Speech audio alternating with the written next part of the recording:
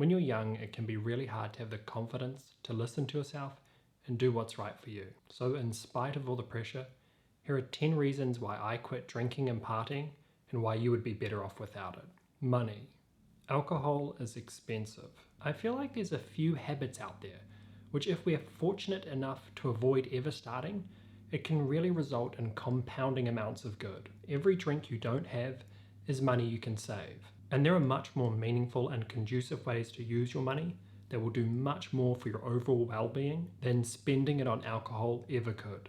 It's unnecessary. Today, water is the only drink I drink because it's all I need. Alcohol is unhealthy and it's a depressant. Alcohol can destroy your body in almost every way imaginable. Plus, it's a depressant drug, so it's hard to follow the logic in drinking it. I'm not necessarily saying that I support other drug use, but I can understand how some dubious things might seem to be worth it. But when it comes to alcohol, the fact that it is a depressant implies to me that if we were to look at our interaction with alcohol overall, not just in the moment of fun we're having at the party, I think it's reasonable to assume that on the whole, we are enjoying our time less when alcohol is present. We might think that it is helping us to take the edge off. We might think that it is helping us to be a less inhibited version of ourselves and to have more fun. But when we include how our body feels, our depleting ability to conduct ourselves, and the full social repercussions of it, I think if we looked at those things with equal emphasis to what we hope to get out of alcohol, we would make a different decision when it comes to drinking. Drunken mistakes and embarrassment can last a lifetime. It's possible to make horrendous decisions when you're drinking and partying, slight and significant, affecting yourself, those closest to you, and affecting those who don't even know you. And you might have to live with what you did for a long time. I don't think we acknowledge how unruly our minds tend to be, and how much life this grants to memories we just wish would die. Alcoholic or otherwise, the last thing anyone wants is to be haunted by something they did years ago. But do you know how to remain unfazed from such images spontaneously popping into your head years from now?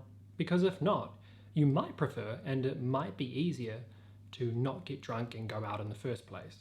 A violent culture continues. Well, for all the reasons I've mentioned so far, and for the ones to come too, alcohol is a culture I don't think we should be buying into and keeping going around. Alcohol can lead to a lot of violence, so why not pick a beverage that doesn't harm people? Whenever possible, even if it's a little bit harder, I believe we always have a responsibility to do the thing that makes the world a better place, because that's the only way we'll get there. And isn't that what we actually want? A world where people are safer and happier? Dangerous environments, socially, physically, and sexually. Clubs, the nightlife, these are centers for physical and sexual violence. I think the risks and results of this culture outweigh the benefits. Every time I've engaged with these environments, I always know or witness someone get hurt. The worst case scenarios of physical and sexual violence and how often they occur in these environments should make us think very differently about the culture of going out. Just taking the stories from your own friends seriously should make the danger of these places unignorable. You can't assume this stuff is harmless. You've got no reason to think that. I don't think it's worth it, and it's not a culture I want to support or an industry I want to keep alive. What else could you be doing with your energy? Time or money? Drinking or partying? I don't think these behaviors lead to lasting fulfillment.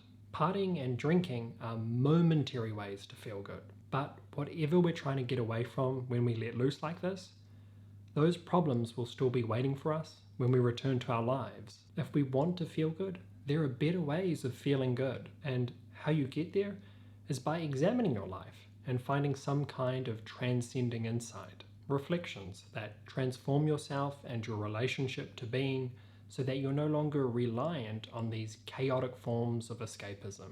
Alcohol doesn't lead to lasting fulfillment. You'd be more empowered to learn how to get by without it. People have sad reasons for drinking and partying. In the past, when I have asked people why they drink, it's often an unconscious decision. Or sometimes it's literally because people feel like they're too boring in a social situation without it, or they feel anxious. Or sometimes they party because they feel very lonely. The partying and drinking lifestyle might look like fun from the outside. It's certainly noisy and glaring, but imagine how you could be if you overcame all these common fears about yourself and yourself in relationship to everything else. A person who has no fears is more powerful than a person running from their fears. And it is possible to become empowered, but it won't happen if you never look in the mirror and face yourself and your situation for what it is. Empty relationships and a meaningless existence. So much of drinking and partying culture seems to be about fitting in and making yourself look cool. I don't really like doing things because of what other people think. This seems very tiring and unsatisfactory. I think asking ourselves what makes for a good life is really important. In general, I think memorable evenings with lifelong friends, or transient but nevertheless spiritual acquaintances, a sense of safety, personal development, insight and growth, movement and nature sounds a lot better. I think all these things have a more vibrant and wonderful energetic frequency than the heavy, dark, and seediness of clubs and alcohol. Think of a handful of the best times in your life. Honestly, how many of those had anything to do with alcohol or parties? If I want to feel good about the life I've lived, I will need to have memories I'm happy about. And the best of my memories are not in venues with a liquor license. And finally, I don't want to. People always ask me, why don't I drink? And this is ludicrous, because the original position is not drinking. Like, you weren't born with a propensity to drink and party. So unless somewhere along the way something makes you think that it's a reasonable idea, then you're not drinking. So the question is, why do you drink? And I mean, really, why? Because given this list, there's a lot of reasons not to, and only really characteristically vulnerable reasons to start. So maybe you have some justification, but then do you want to? I mean, if you had a choice, which you do, how do you want it to be? I don't want to. Life is full of too much opportunity without it. Life is too good without it. To drink and to party in my life would be to go out of my way to make the qualities of consciousness I experience worse. Also, my dad is an alcoholic, and it was most directly his alcoholism that destroyed our family and our family's happiness. Conclusion. If you follow my channel, I hope you have the sense now that what I mainly believe is that what we're faced with is questions and actions about how to create better conditions for happier consciousnesses. And that's really what I'm exploring here. If you're new to the channel, please don't take my stern presentation today as a hard rule. I hope that you figure out what's best for yourself and consider what might help others too, so that we can all live our best lives. But please, do make a conscious decision about this. I think given the higher risks and consequences of some actions, we need some pressures so that we at least make conscious decisions about what we're doing, so that we don't end up somewhere regrettable that could have been avoided.